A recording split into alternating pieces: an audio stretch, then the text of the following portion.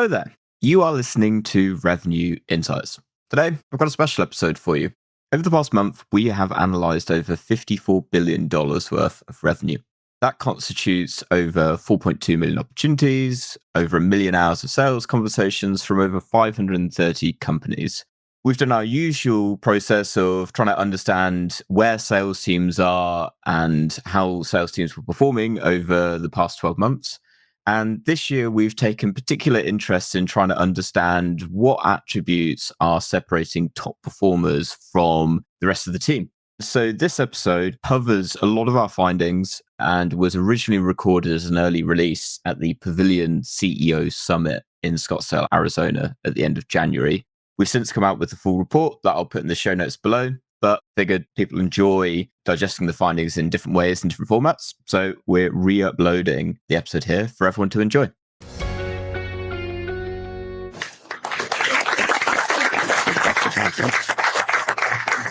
Let me start by saying, wow, what an amazing event to have everyone here today. And a huge thank you to Kathleen and to Sam and the whole Pavilion team for creating this environment where we get to get together once a year and do this together. So it's almost twice as many people this year as last year. So I want to start with a quick round of applause for the team that put this all together for us. So thank you. Thank you for helping with the plan. It's been excellent. So today I'm going to be talking about our 2024 benchmark report, which we've put together with Pavilion. This is following the 2023 report, which had an incredible amount of attraction. We had over 3,000 companies download the 2023 benchmark report, and the feedback we got from the community was incredible. My team reached out to everybody as best as we could, asking people what they wanted to see more of. And today I'm going to walk you through a sneak peek of what's in the 2024 benchmark report. And at the end of the presentation, there's a QR code, and if you want to, you can register to download a copy and you get early access. So before we jump into the 2024 numbers, let's remind ourselves of where we started, what happened last year. So the last time we ran the numbers was in the summer. So this was based on the first half of 2023. And there were some positive signs. We were seeing some green shoots. We thought the market was starting to pick up and in our favor. We saw win rates increase, sales cycles reduce, and average deal values were going up. However, that didn't tell the whole story. We saw that only 27% of reps were hitting quota at the first half of the year. We saw this delta between the top performance and the rest of the sales team started to grow. So the year before, it was about 4x. We at the beginning of the first half of 2023, we saw that grow to 6x, with just 23% of the reps now generating over 80% of the revenue. And that was really an interesting delta that we'd never seen before.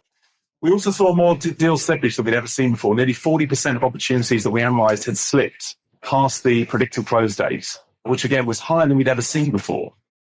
So when we jumped into this year, we wanted to analyse more data than we ever had before. So this year we analysed 4.2 million opportunities, which represented $54 billion worth of revenue. Now, the data came from over 500 businesses, all very fast growth B2B and B2C software businesses. We also analysed for the very first time over 1 million hours of sales meetings. So these are calls that were recorded in either Zoom or Teams, and we analysed all of the signals and all of the objections that came out from the calls. The very first time we've ever done that piece of work. So some fascinating insights. Now, if you're all still here and haven't slid your wrists off the back of the initial presentation, that's a good sign. But the reality is we are facing headwinds as we enter 2024, okay? And the data that we're looking at, it really is quite stark. So while we thought we saw those green shoots the first half of 2023, as we ended the year, what we found is that win rates had dropped dramatically. Again, deal values had dropped and sales cycles had started to increase again. So while we thought we had those green shoots at the beginning of the year, things actually got very tough at the end of the year. We also saw the percentage of reps that were missing quota was at 69%, and nearly half of deals had slipped in the second half of the year. Again, highest number we've ever seen before. But the shocking number for me that was this middle delta point here, the velocity delta between these top performers and the rest of our sales teams. That delta growing and the top performers just going further and further into the distance away from the rest of the sales team it was really quite shocking, actually. And we're going to jump into those numbers in a lot more detail today. So what can we do about it? What do we do? How do we change this dynamic? How do we win in a bear market? Well, what we know is in bear markets, there's a lot of companies that don't do well, that can suffer very badly. But there are a few that do it the right way and they clean up. Okay, so how do we make sure we're on the right side of this world? Well, as we've already talked about this morning, we know that this idea of growth at all costs is whether it was real in the first place, I'm not sure, but it's got. So this brute force approach. So if it costs 5 to achieve 1, well, then let's spend 10 to achieve 2. This approach to just throw money at the problem and it just doesn't matter. That can't continue, and it won't continue moving forward. And when we look at all that impact had on our sales teams, we saw the tenure of sales reps reduce quarter after quarter. The percentage of reps that were moved on, we'll talk about a little bit later, but we can't continue to do this to our sales teams. Okay, we need to start investing in our AEs because they're not the problem. Okay, it's the way we're coaching them and supporting them is. So the new way is to really get under the skin of what the best of top performers are achieving. Why are they doing better than everybody else? What are they doing differently at every single stage of the sales process? How can we understand what's driving their behavior to achieve those outcomes? And then how can we replicate that across the rest of our sales teams? That's how we win, and that's how we can do a whole lot more with less. So we still have a problem with quota attainment. Now, those eagle-eyed of you will notice that I suggested at the beginning that quota attainment was down to just 27% of reps were hitting quota attainment, and now it's down to 31%. So that's surely moving in the right direction. But actually, the numbers actually tell us something slightly different. In reality, in the second half of last year, the quotas being set were 19% lower for our reps. So the fact that 69% of reps still miss quota is really quite scary. And when we look at the data, if we hadn't reassessed, if we hadn't reset the quota numbers, that number will be closer to 79%.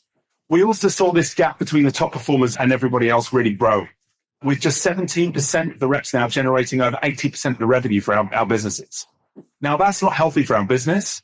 It's also not healthy for the sales team. We find ourselves in a position where we're almost at ransom to these top performers. Okay, it's not a black art. Okay, these people are following a process in a way, they've got an instinctive way of doing things. But we need to learn. We now live in a world where all the data is available to us. We need to understand what they're doing, and we need to help the rest of our teams replicate that behavior. When we looked at the data, only 50% of sales teams had over 50% of their reps hitting quota the second half of last year. Okay, the numbers really are quite stark. And the turnover of sales teams increased dramatically. Up to 36% of the sales teams were churned last year. This is the highest numbers we've ever seen. We've been doing these reports now for 4 years. Now, a lot of us saw pipeline grow at the back end of last year. We saw that the volume of deals coming through the pipeline that was getting bigger, that the volume of deals coming in was good. The problem was that safety blanket wasn't real. That comfort blanket wasn't. We were going to sleep at night thinking, oh, it's okay, we've got a load of pipeline. But unfortunately, nearly half of those deals were slipping, and we weren't getting the close rates that we were expecting from the past. We also know that when deals start to slip, the close rates drop dramatically. And if they slip by more than 8 weeks, you might as well close them off as lost in more often than not. The win rates drop really dramatically. Now, everyone's running a different sales cycle and certain sales processes, but if your slippage represents more than 50% of your average sales cycle, the win rate drops by 90% when we're looking at that. There is a light at the end of the tunnel. I know it feels like there's a lot of negativity here. However, the answer lies in plain sight. If we're going to see that it's not just that the fact that the reps are missing their quota and that half the deals are slipping, but the key to this is this delta between the top performers and everybody else. This cannot sustain. We have to start seeing those numbers come down. We have to start understanding what those top performers are doing, documenting it, and scaling it across the rest of the sales team. And that's our job as leaders, to help the sales teams become more successful, not just churn them out and hire another load, expecting them to achieve. So what are the attributes of the top performers? What are we seeing that the top performers are doing differently to everybody else? What I tried to do for you today is break that into the kind of 5 key stages of the sales process. So we're covering prospecting, qualification, solution, propose, at the negotiation stage, and the close phase. And what I want to do is just talk you through what we're seeing in the data in the top performers so that you can take that home with you and hopefully replicate that with the rest of the sales team. So if we start at the top of the funnel looking at prospecting, the first thing we know is that not all leads are equal. Depending on where they're coming from, what the sources of them are, the top performers are able to sniff out the very best leads when they're working with. It's not appropriate if any sales rep has got less than 30% of their opportunities representing ICP. It's not good. We know that they have to be targeting the right companies. We know they have to be targeting companies with high intent. And we know that leads that are coming from certain sources have a much higher return, a much higher win rate. If your partner introduces you to the customer, you're much more likely to close that piece of business rather than a cold outreach. So working the right opportunities is absolutely key, but also working with the right personas when you get into those opportunities is key as well. Now, one of the things that we've all had to kind of come to terms with is that the CFO or the finance director with it is going to be involved in almost like every buying decision. And the truth is, they're not our enemy. They want that return on investment more than anyone else in the business. They want that cost saving or that productivity gain or that increase in growth that you're promising. But get them involved in that sales process early, because the top performers are consistently engaging with those personas. Moving on to the qualification process, we've all heard of different, everyone's been talking about whether they're adopting MEDDIC, MEDDPICC, bands. SPICE is one of my favorites, and that's a little nod to Jacko if he's in the room. But what I wanted to do here is share with you what the differences are between the top performers in the way that they're qualifying opportunities and the rest of your sales teams. So first of all, it's worth noting that, as you can see here, the difference in the qualification process that the top performers are going through is material. While everyone's capturing things like the pain points and the impacts of your solution on the company, only the top performers are going the extra mile and really understanding what that decision-making criteria is, or what that particular event is going to be that's going to make this deal happen. And that qualification process needs to happen not just at the initial stage of the sales process, but all the way through the sales process. And we see that consistently. The top performers are consistently qualifying the customers through. And in fact, as we look at the data, we find that the top performers are closing lost opportunities at the discovery phase much more than the rest of the sales team. They're not wasting their time or the prospect's time if there's no real chance of them closing the business. The challenge with teaching a qualification methodology, like any admin we give to our sales team, is that it's not easy for them to do. You can sit them in a classroom, you can tell them why they should do it. But then 3 weeks later, when we look at the data in Salesforce, we find that very few people are filling this data out. So how do we solve that? Well, the answer is through technology. So you can use now called AI technology that records the sales meetings that you're going through to automatically populate the MEDDPICC or the SPICE on your behalf. The reps don't need to do any work. We still live in 2020. In 2024, number one, we shouldn't be encouraging sales reps to be responsible for any sort of admin. And number two, we need to, thank you very much. And number two, we need to recognize that relationships still drive revenue in our markets. We absolutely need the sales teams to do what they're good at, which is building those strong relationships, building trust, building business cases with our customers. And we can allow the technology to do the admin, to take away that burden. And we can still capture the MEDDPICC and the qualification methodology as we go. So when we look at these million hours of sales meetings that we've analyzed over the last year, we can see a stark difference between the way the average performers are doing things versus the top performers. So when we look at the way deals are closed lost, the average performers are investing most of their time or suggest most of the deals are closing lost because they couldn't necessarily prove the ROI for the customer because they didn't have budget. It wasn't a priority. But the reality is they just weren't capable of building the right business case for the customer. It wasn't the fact that the customer didn't see it as a priority or didn't have budget. Believe me, if you can double the company's growth, they'll find the budget. The average performers really struggle to articulate the value proposition, and they close off the opportunities down to the lack of budget or it wasn't a high enough priority. While the top performers are closing off opportunities because they couldn't prove the ROI to the customer, because perhaps the product didn't fit the solution the customer needed. So the reasons why people are closing, the way they're dealing with their objections is materially different between the top performers and everybody else. And as we dive into the data further, we see that more and more of the objections are coming in earlier and earlier in the sales process. There's quite a lot of data on this one. But what we can see is that if you don't address those challenges early, the deals start to slip very quickly. Now, this is probably one of my favorites. When we started to really get under the skin of how the objection handling, one of the key differences between those top performers and everybody else in the sales team is the way that they manage those objections. So the average performers we can see here are really struggling with challenges around budget and priority in the early stages. While the top performers are on the other side, they're talking about ROI and feature fits, and they're tackling those challenges, and it's actually helping them progress the deals further. We also see in this graphic, what we're looking at is the difference between an average sales process for a top performer on the left versus winning a deal versus a closed lost opportunity. Now, the size of the bars tell you how long they're spending each stage. And there's some real interesting data points around the difference between those top performers and the way that they're performing, the pace in which they operate, the speed at which they're running through those stages, but also the number of stakeholders they're involved with. So the top performers are engaging with up to 9 stakeholders before they presented back the solution to the customer. While when we're seeing deals close lost, the number of stakeholders involved is materially low. We also can see that when meetings start to get cancelled, it leads to a lot of slippage. and that's it can grow and lead to close off opportunities. And if there's more than 7 days between progress on opportunities, if you're not engaging, it doesn't mean you have to have a meeting every 7 days. But if you're not engaging with the customer at least every 7 days, the chance of the deal closing one drops by 65%. So momentum is absolutely key, but also being multi-threaded with the customer is really important. So when we talk about closing, there's no silver bullet here. However, there's some key data points as to the difference between those top performers and everybody else in the sales team. We can see that the top performers are 3 times more likely to have completed that methodology. They know that that discipline works for them. So they go through that exercise. 5 times more likely to have really strong, high-quality relationships in the sales process. Twice as likely to have self-sourced their own deals through the sales process.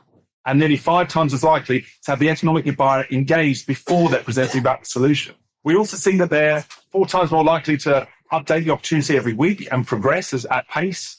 3 times more likely to close an opportunity at discovery phase. The top billers, the top performers are not afraid to close off opportunities early, get them out of the pipeline at the discovery phase. There's no point holding on to them just for hope. And they're much less likely to lose the deal because of indecision. But look, not all of our sales guys are these rock star top performers. So how do we prompt the guys to do what we want? The answer is we use the data. Your top performers and the way that they operate and execute every sales process is the DNA behind what a good deal looks like.